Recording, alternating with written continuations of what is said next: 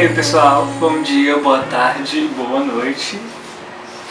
Vamos começar agora uma série de vídeos falando sobre alguns assuntos pertinentes para a vida do cristão, mas principalmente sobre nossa sociedade, como nós cristãos nós encaramos os assuntos sociais, políticos e religiosos. Qual é a nossa lente que usamos para enxergar a nossa sociedade, enxergar as nossas necessidades, tanto subjetivas, individuais, quanto coletivas. Então, hoje nós vamos começar por um assunto muito importante. E eu espero que você goste. Mas lembrando aqui, pessoal, nós não estamos num viés estritamente teológico nem religioso, mas sim um apanhado das nossas construções sociais até hoje em dia, nas nossas construções intelectuais. Então vamos ver um pouco da filosofia, da sociologia, da teologia, da antropologia, mas, como sempre, contextualizando a nossa realidade. Então, eu espero que vocês gostem.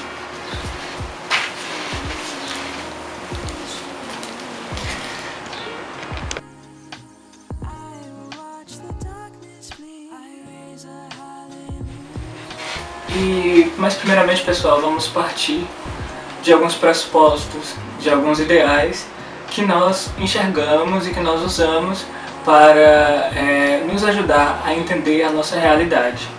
Então, vamos levantar algumas perguntas que eu extraí de um vídeo extremamente importante e muito interessante do pastor Etienne Kivitz, onde ele fazia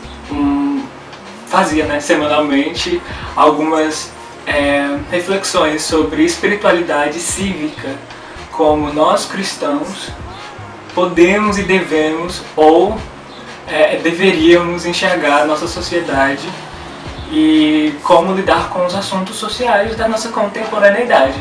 Então, pessoal, vamos levantar algumas questões, como, por exemplo, como eu devo me portar nesse mundo, ou como eu me coloco nesse mundo e como eu encontro o meu lugar nesse mundo e quais são as minhas convicções, o que me move, o que me traz sentido nesse mundo.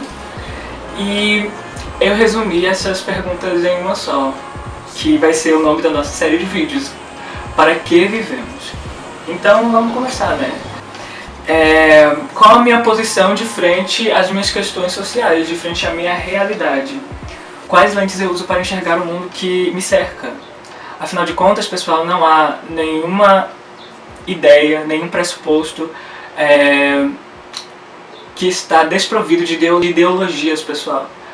Porque o que eu entendo de mundo e o que eu entendo de ser humano é condicionado às nossas idealizações históricas, sociais, as nossas construções que passaram de pais para mãe, de filho, depois passou do filho para o outro filho. Então, assim, pessoal, tem uma professora que eu gosto muito de filosofia que ela fala: eu nasci e o mundo já estava aqui, já estava construído.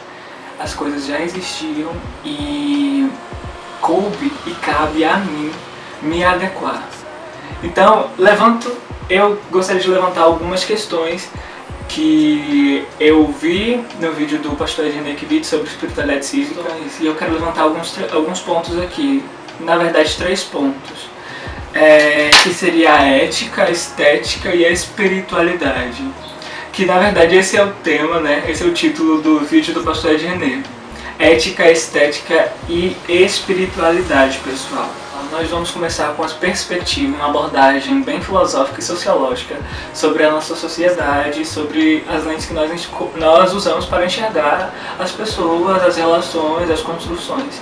Então, na filosofia usa-se um termo chamado estética, vou deixar aqui para vocês, que nada mais nada menos do que é a forma de como eu atribuo uma característica aos conhecimentos advindos do sentido. Ou seja, eu digo que uma comida ela cheira bem, ela tem uma estética boa, agradável, de acordo com a minha percepção do olfato.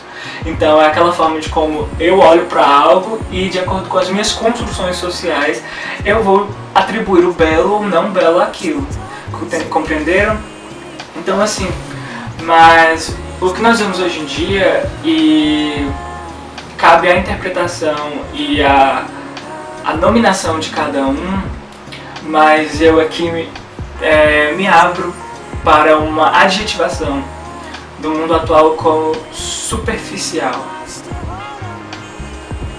E ademais eu diria como tosco. As nossas relações, elas estão implicadas e construídas em fluidez demais. O que significa? Significa que eu amo, eu desamo, eu confio, eu desconfio na mesma proporção e na mesma facilidade. Não há uma questão ética e moral de estabilidade nas nossas relações na atualidade. E agora nós entramos num outro ponto chamado de ética, pessoal.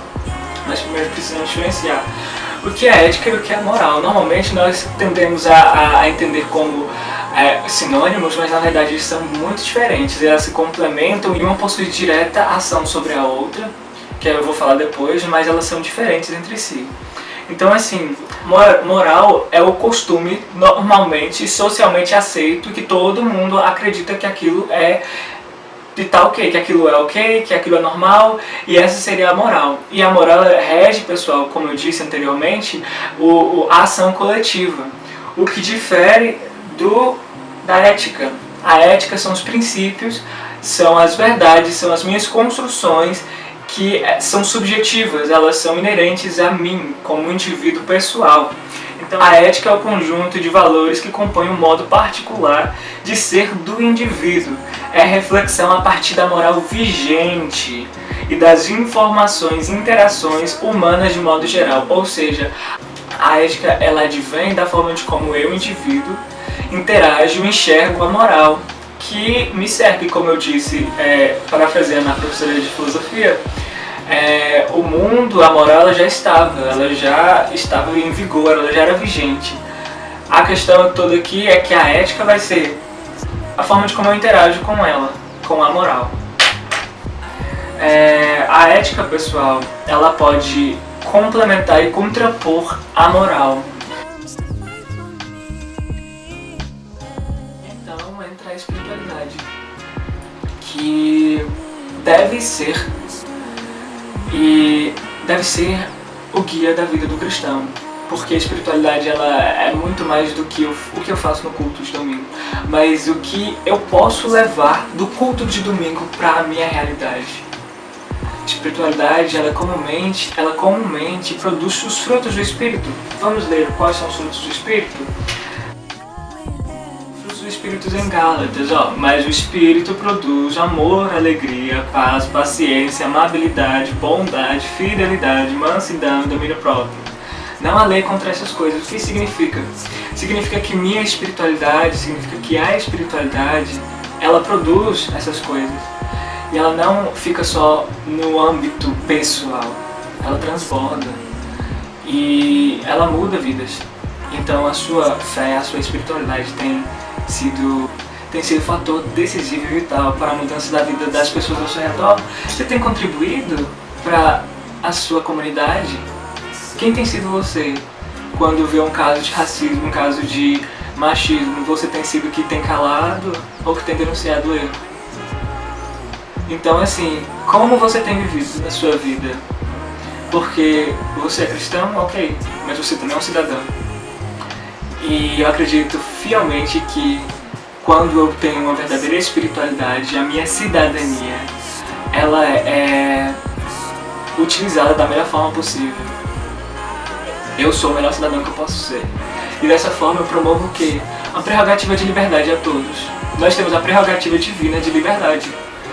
Então, se eu não promovo um ambiente de libertação, seja de qualquer tipo de amarra, até da amarra da igreja, eu não estou promovendo o reino de Deus.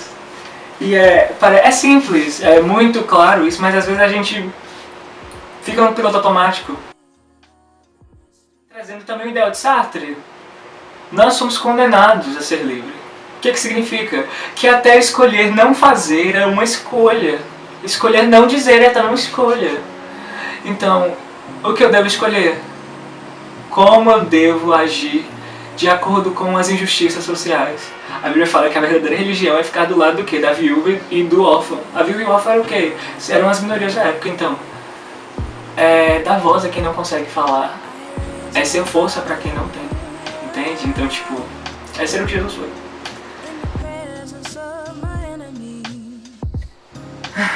Então, finalizando, retomando a ideia de estética novamente, o Christian Dunk, que é um psicanalista brasileiro, ele tem traçado o perfil, né, do Brasil atual. E ele usa o termo chamado brasileiro, o tosco brasileiro, que é um dos adjetivos que eu tracei para estética atual. Então, assim, quando você olha para seus ambientes, qual é o recorte social do ambiente que você normalmente frequenta? Começa a prestar atenção nisso. Quais são os ideais que a minha comunidade ela defende? São questões baseadas em repetições históricas sem atender às mazelas e às dores atuais? É o chamado mimimi. Só que a gente tem que lembrar que mimimi é a dor do outro que não dói na gente. Entende? Então, assim, ter noção disso, né? Que nós vivemos em sociedade, no contrato social. E fora do contrato social a gente é só o quê? Um tanto de animal lutando pela sobrevivência e pela supremacia do mais forte. Chega a ser um darwinismo social. E o que você tem feito, entende? Como e para que você tem vivido? Quais são o que te move? Entende? Então, assim, para muita gente hoje em dia, principalmente na pandemia, o quadro atual tem sido um inferno existencial. E que você, como cidadão do reino, você tem promovido o céu para essas pessoas? Você tem promovido paz, alegria e justiça? O que você tem feito? Ou se acomodado a minha zona de conforto cristã? Estou bem aqui, eu estou ouvindo o que eu sempre ouvi e eu não mudo, não me sinto comovido pela dor, pelo clamor social. Deus é um Deus, viu? De ação social, gente. Ele vem pra mudar, porque normalmente a gente estraga tudo. E nós, como seres cidadãos terrenos e cidadãos celestiais, que temos dupla cidadania, nós precisamos entender e aplicar os ideais do reino na nossa realidade para a promoção da vida e da prerrogativa inalienável da liberdade humana.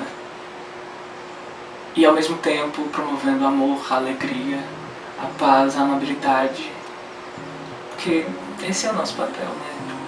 Então, sem isso, vale de que isso aqui tudo? Não vale de nada.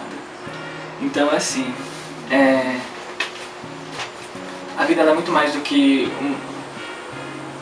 o sentir, do que a dialética filosófica de alguém. Ela é muito mais do que o senso capitalista e utilitarista social. A vida é para ser vivida, entende? E enfim, para que vivemos?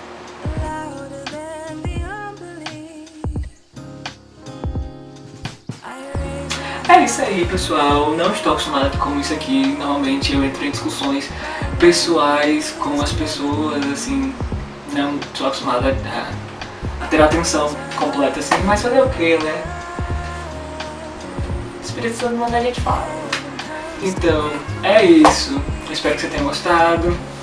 E valeu por me assistir até aqui. Tenha um bom dia, uma boa noite, uma boa tarde. Fique com Deus. Paz do Senhor, graças e paz. Paz de Cristo.